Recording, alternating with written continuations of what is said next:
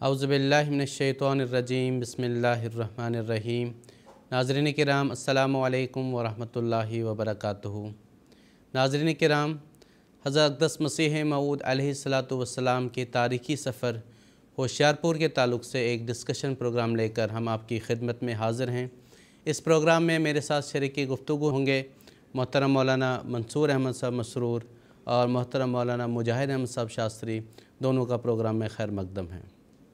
नाज़रीन किराम, खुदाए ज़ुल मज्द वल अता ने इस ज़माने में हज़रत मसीह मऊद अलैहिस्सलातु वस्सलाम को इस्लाम और हज़रत मोहम्मद मुस्तफ़ा सल्लल्लाहु अलैहि वसल्लम की सदाकत के लिए जो अज़ीमुश्शान निशान अता किए, उनमें एक निशान पेशगोई मुस्लिम मौत भी है। इस पेशगोई का क्या पस मंज़र है, इसकी कितनी अहमियत है और अज़मत है, और इससे कौन मुराद है, आज इन तमाम सवालों का जवाब और तफसीलात इस प्रोग्राम में पेश होंगी। हज़रत अक़दस मसीह मऊद अलैहिस्सलातु वस्सलाम ने अल्लाह ताला के इज़्न से, अल्लाह ताला के हुक्म से कादियान से होशियारपुर की तरफ सफ़र किया और वहाँ हुज़ूर ने 40 दिन तक अलहदगी में खुदा ताला की इबादत की। इन इबादत के नतीजे में अल्लाह ताला ने आपको एक मऊद बेटे की बशारत दी, जो कि मुस्लिह मऊद के नाम से जाना जाता है। अब प्रोग्राम का हम आगाज़ करते हैं। सबसे पहले मैं मोहतरम मौलाना मुजाहिद अहमद साहब शास्त्री से ये पूछना चाहूँगा कि किन वजूहात के पेश नज़र हुज़ूर अलैहिस्सलातु वस्सलाम ने ये सफ़र इख्तियार फरमाया। 19वीं सदी हिंदुस्तान में ख़ास तौर पर आलम इस्लाम के लिए एक अजीब बेकसी सी की हालत की सदी थी। इस सदी में ख़ास तौर पर इस्लाम पे अंदरूनी और बैरूनी तौर पे हमले हो रहे थे। अंदरूनी तौर पर मुसलमानों की ये हालत हो चुकी थी कि इस्लाम बराए नाम रह गया था। मुसलमान बज़ाहिर तो दीन के अलंबरदार थे, लेकिन ईमान उनसे कोसों दूर हो चुका था। मसाजिदें बहुत बड़ी बड़ी थीं, लेकिन गैर आबाद थीं और ईमान की हकीकत से दूर थी। रस्म व रिवाज में, फतवाबाजी में वो लोग पड़े हुए थे। और दूसरी तरफ बैरूनी तरफ ये हालत थी कि पादरी बैरून हिंद से जहाज़ों में भर कर हिंदुस्तान में ईसाई मज़हब की तबलीग के लिए आ रहे थे। दिल्ली हो, फ़तेहपुर सिकरी हो या हिंदुस्तान के बड़े बड़े शहर हों, ईसाई मुन्नाद अलल ऐलान तबलीग करते थे और इस बात का चैलेंज देते थे कि आओ हमसे मुकाबला करो कि दीन इस्लाम सच्चा है या ईसाईयत सच्ची है। और उनके पास ख़ास एक हरबा यही था कि वो ये कहते थे कि देखो, हज़रत ईसा अलैहिस्सलाम आसमान पे ज़िंदा मौजूद हैं और वो तुम्हारा अक़ीदा है कि दोबारा वही इस्लाम की हिफाजत के लिए, उसकी तजदीद के लिए नाजिल होंगे। तो जब उन्होंने नाजिल होना है, उस वक़्त उन पर ईमान लाना है, तो अभी क्यों नहीं ईमान ले आते। और इस हरबे के नतीजे में मुसलमानों के पास इसका कोई जवाब नहीं था। और उस वक़्त के बड़े बड़े मुसलमान इमाम जो मसाजिद के थे, अवाम की तो बात ही कोई नहीं, वो भी ईसाईयत की आगोश में जा रहे थे और ख़ुद ईसाई बनकर ईसाई मुन्नाद बन रहे थे। और इसके अलावा दीन इस्लाम और ख़ास तौर पर ख़ातमुन नबीयीन हज़रत मोहम्मद मुस्तफ़ा सल्लल्लाहु अलैहि वसल्लम पर तरह तरह के एतराज़ात किए जा रहे थे। ना सिर्फ़ ईसाई, बल्कि हिंदुस्तान में भी जो मज़ाहिब पाए जा रहे थे, वो भी खसूसियत से उन्हीं की खोशाचीनी करते हुए एतराज़ात कर रहे थे और मुबाहसात का बाज़ार गर्म था। ऐसे वक्त में एक दिल था जो फ़िक्रमंद था, एक शख्स था जो रातों को उठ के रो रहा था, जिसके सोच में दीन इस्लाम को कामयाब करने के लिए रात दिन कोई ना कोई फ़िक्र रहती थी। वो खुदा ताला के हज़ूर गिरिया वज़ारी कर रहा था और उसने खुदा ताला की ताईद व नुसरत से एक अज़ीमुश्शान किताब लिखी। मेरी मुराद उस दिल से, उस अज़ीमुश्शान हस्ती से है जो तारीख़ अहमदियत में और तारीख़ इस्लाम में बानी जमात अहमदिया हज़रत मिर्ज़ा ग़ुलाम अहमद साहब कादियानी मसीह मऊद व मेहदी मऊद हैं। आपने खुदा ताला की ताईद और नुसरत से एक अज़ीमुश्शान किताब बराहीन अहमदिया लिखी और इस किताब में आपने इस्लाम की हक़ानियत और सदाकत के अज़ीमुश्शान दलाइल बयान किए। और उस वक़्त के जो जो उलूम थे, चाहे वो फ़लसफ़ा हो या मंतिक हो या और किसी किस्म के उलूम हो, उन उलूम की रोशनी में 300 आपने दलाइल इस्लाम की सदाकत के पेश किए और बतौर चैलेंज के ये किताब पेश की कि ये दलाइल को तोड़कर कोई गैर मज़हब वाला दिखाए। अगर ताकत है तो पूरे, नहीं तो निस्फ़, नहीं तो आधा, यहाँ तक तो 1/8 तक भी तोड़ कर दिखा देगा تو میں اپنی ساری جائیداد جو اس وقت 10,000 جس کی مالیت تھی اس کو بطور انعام دے دوں گا۔ یہ آپ کا کتاب کا شائع ہونا تھا کہ پورے عالم اسلام کی خوشی کی لہر پیدا ہو گئی۔ اس وقت کے جو علماء تھے انہوں نے اس کتاب کی تعریف میں قصیدے لکھے اور خاص طور پر اس پر ریویو لکھا، اور تمام لوگوں کی نظریں آپ کی طرف اٹھ گئیں۔ حضرت مسیح موعود علیہ السلام نے 1880 میں یہ کتاب لکھنا شروع کی اور 1884 میں اس کی چوتھی جلد شائع کی۔ 1885 میں آپ نے یہ اعلان شائع کیا اور رجسٹریاں کر کے سارے اس زمانے کے علماء کی خدمت میں بھیجا کہ جو شخص بھی اسلام کے نشانات اور زندہ خدا کے بارے میں جاننا چاہتا ہے وہ میرے پاس آئے۔ اس وقت غیر اسلام کے چند ایک لوگ جو اہل شہر کے ہی تھے وہ آپ کے پاس تشریف لائے اور کہا کہ ہم چونکہ اہل شہر بھی ہیں، ہم آپ سے اسلام کے زندہ اور زندہ خدا کی حقانیت کا نشان دیکھنا چاہتے ہیں۔ حضرت مسیح موعود علیہ السلام نے ان کی اس بات کو قبول کیا اور خدا تعالیٰ کے حضور آپ نے دعا کی۔ اس دعا کے نتیجے میں آپ کو چلہ کشی کے لیے اجازت دی گئی۔ پہلے آپ کا ارادہ گرداسپور میں جو مقام سجان پور ہے وہاں جانے کا ارادہ تھا، لیکن بعد میں جب آپ نے استخارہ کیا اور استخارہ کے نتیجے میں اللہ تعالیٰ کی طرف سے آپ کو یہ خبر دی گئی کہ ایک معاملہ کی عقدہ کشائی ہوشیارپور میں ہوگی، اس خبر کو ملنے کے بعد آپ نے اپنے ماننے والوں میں سے 3 لوگوں کو اس سفر میں اپنے ساتھ لیا۔ تاریخ مدت میں ان کے نام درج ہیں: حضرت منشی عبداللہ صاحب سنوری، حضرت شیخ حامد علی صاحب رضی اللہ تعالیٰ عنہ، اور ایک اور شخص تھے میاں فتح خان صاحب رسول پور۔ حضرت مسیح موعود علیہ السلام نے قادیان سے یہ سفر 21 جنوری 1886 کو شروع کیا۔ رات کو آپ دریا بیاس کے پار جو گاؤں قصبہ تھا رسول پور وہاں رات ٹھہرے، اور اگلے دن حضرت مسیح موعود علیہ السلام ہوشیارپور میں شیخ مہر علی صاحب کا جو مکان ہے طویلہ وہاں پر تشریف لے گئے، جہاں آپ نے خاص طور پر 40 دن تک عبادات کی۔ جزاکم اللہ تعالیٰ احسن الجزا۔ ناظرین کرام، حضرت اقدس مسیح موعود علیہ السلام کے اس سفر ہوشیارپور کے بارے میں ایک ویڈیو تیار کی گئی ہے، آئیے اس ویڈیو کو ملاحظہ کرتے ہیں۔ بشارت دی کہ ایک بیٹا ہے تیرا، جو ہوگا ایک دن محبوب میرا۔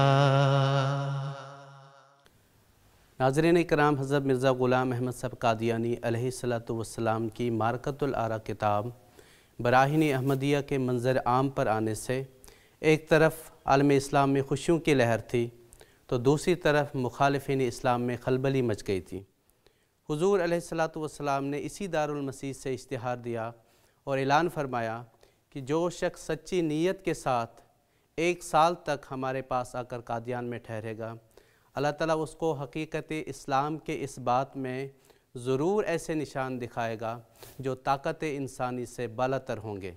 اس پر قادیان کے غیر مسلم احباب نے حضور علیہ السلام سے درخواست کی کہ آپ پوری دنیا کو اسلام کی صداقت اور نشان نمائی کی دعوت دے رہے ہیں، ہمیں بھی ایسا کوئی نشان دکھایا جائے جو طاقت انسانی سے بالاتر ہو اور جس سے یہ ثابت ہو کہ وہ پاک اور سچا خدا آپ سے محبت کرتا ہے، آپ کی دعاؤں کو سنتا ہے اور دعاؤں کی قبولیت سے پیشتر آپ کو اطلاع دیتا ہے اور غیب کی اور مستقبل کی خبریں آپ کو دیتا ہے۔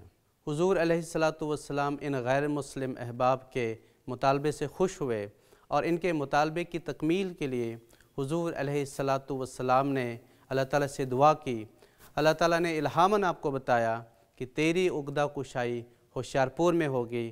اس کے بعد حضور علیہ السلام نے ہوشیارپور کا سفر اختیار فرمایا۔ بشارت کیا ہے ایک دل کی غذا دی، فسبحان الذی اخزى الاعادی۔ ناظرین اکرام، حضرت اقدس مسیح موعود علیہ السلام 21 جنوری 1886 کو قادیان سے بحری کے ذریعے سے ہوشیارپور کے لیے روانہ ہوئے۔ اس دریائے بیاس کو حضرت اقدس مسیح موعود علیہ الصلاۃ والسلام نے کشتی کے ذریعے عبور کیا اور رات آپ نے رسول پور ٹانڈے میں گزاری اور اگلے دن آپ علیہ الصلاۃ والسلام ہوشیار پور کے لیے روانہ ہوئے۔ الذی اخذل اعادی فسبحان الذی اخذل اعادی۔ ناظرین کرام، اس وقت ہم شہر ہوشیار پور میں موجود ہیں۔ اسی شہر میں وہ مکان ہے جہاں حضرت اقدس مسیح موعود علیہ الصلاۃ والسلام نے چلہ کشی فرمائی تھی۔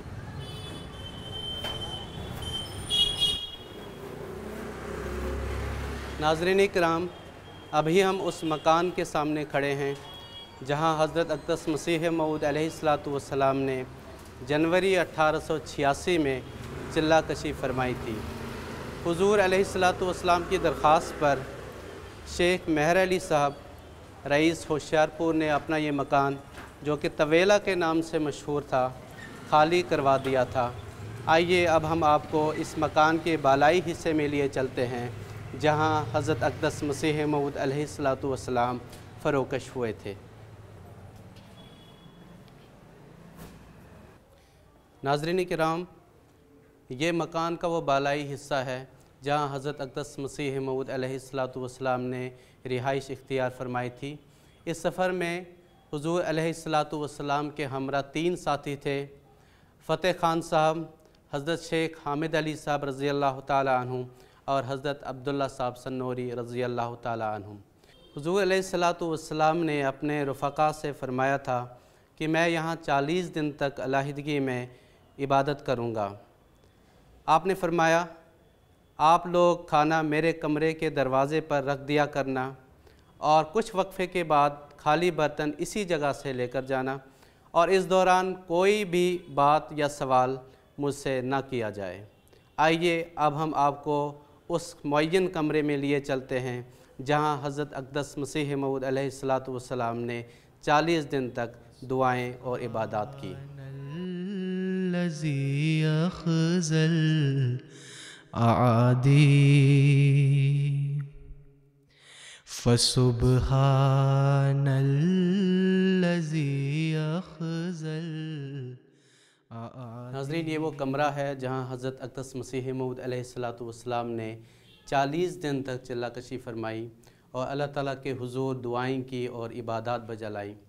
اللہ تعالیٰ نے اس دوران آپ علیہ الصلاۃ والسلام پر بے شمار اسرار اور معارف کھولے، اور اسی چلے کے دوران اللہ تعالیٰ نے حضرت اقدس مسیح موعود علیہ الصلاۃ والسلام کو موعود بیٹے کی بشارت عطا فرمائی، جو حضور علیہ الصلاۃ والسلام نے 20 فروری 1886 کے اشتہار میں شائع فرمائی اور پوری دنیا کو اس سے اطلاع دی، اور یہ پیشگوئی جماعت احمدیہ میں پیشگوئی مسلح موعود کے نام سے معروف ہے۔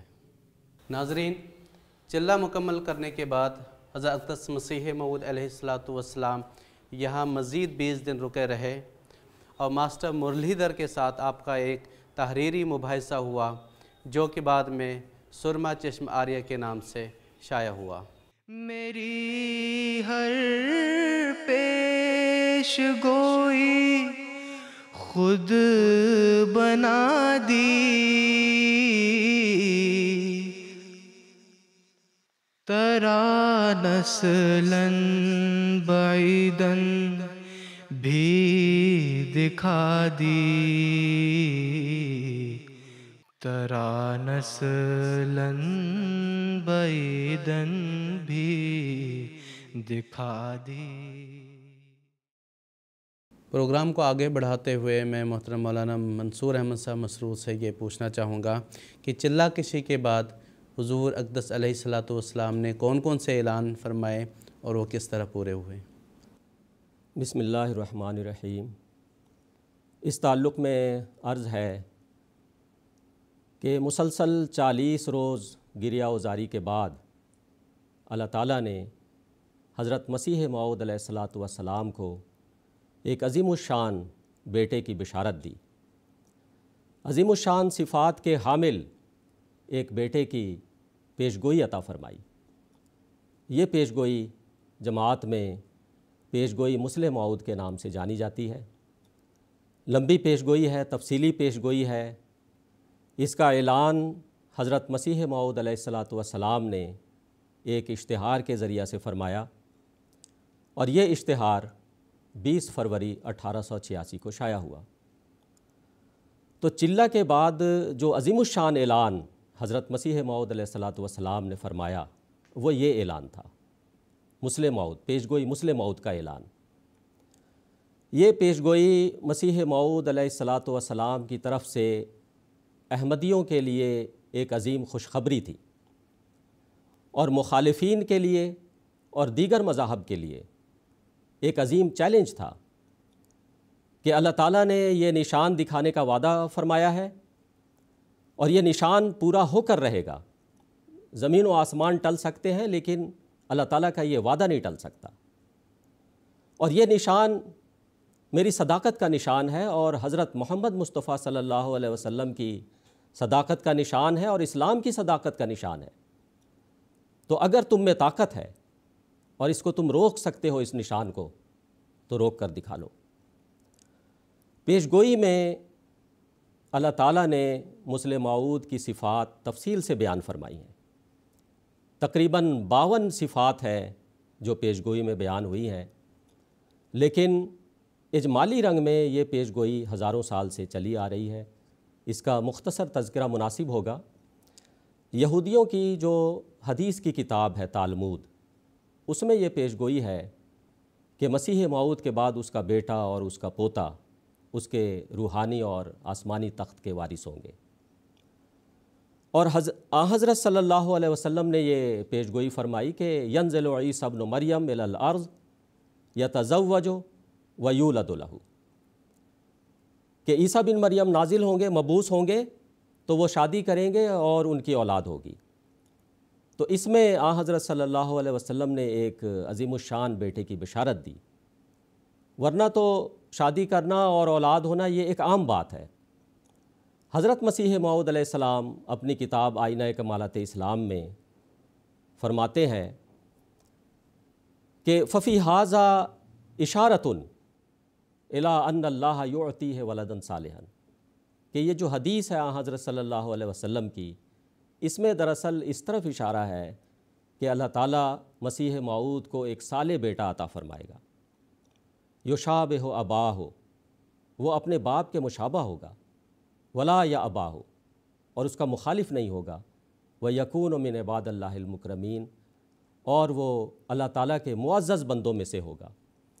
اور اسی طرح حضرت زرتشت علیہ السلام کی پیش گوئی ہے، یہ حضرت عیسیٰ علیہ السلام سے 1000 سال پہلے ایران میں مبعوث ہونے والے نبی ہیں۔